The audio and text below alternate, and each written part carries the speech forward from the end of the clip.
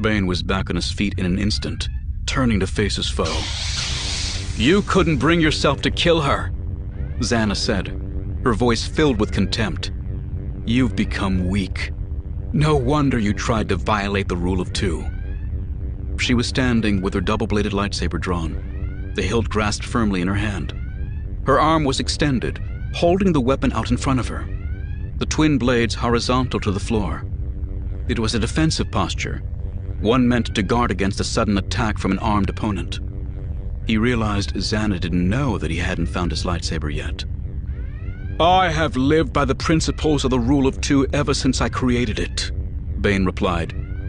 "Everything I have done has been in accordance with its teachings." Zannah shook her head. "I know you went to Prakith. I know you went after Andeddu's holocron. I know you were searching for the secret of eternal life. I did that out of necessity. I taught you everything I knew about the dark side. I waited years for you to challenge me. But you were content to toil in my shadow, to remain an apprentice until the ravages of age robbed me of my power."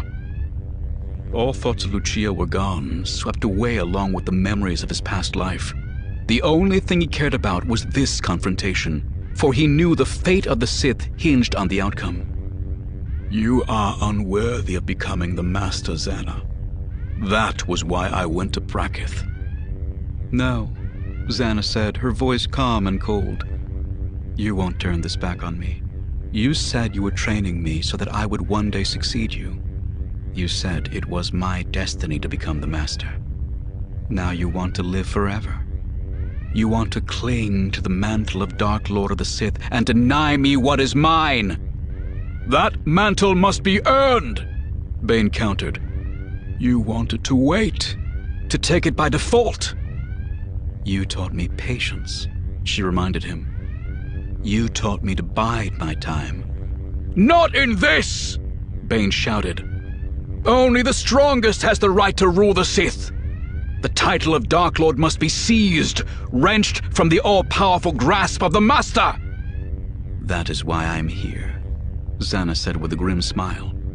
"I have found an apprentice of my own. I am ready to embrace my destiny." "Do you really believe you can defeat me?" Bane let his right hand drop to his hip, feinting, as if he was preparing to draw his lightsaber. His only chance to survive was to somehow trick her into backing down. Zannah's eyes flickered, drawn by the subtle motion. He kept his hand open, his massive palm completely covering the place where she would normally be able to see the hilt of his lightsaber clipped to his belt. With his mind, he tried to project an image of his hook-handled weapon resting just beneath his empty fingers. His apprentice didn't move. She stayed in her defensive stance, her brow furrowing as she weighed her chances. Then her gaze fell on Bane's left hand, quivering ever so slightly with one of the uncontrollable tremors. "You allowed yourself to be captured by mercenaries," she said, slowly twirling her weapon and taking a confident step forward.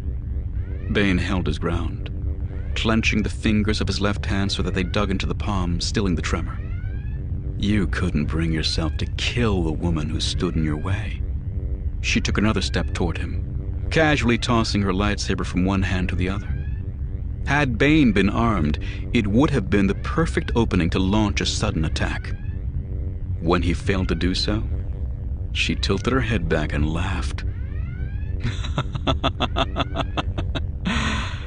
"You even let yourself get trapped in these halls without your lightsaber."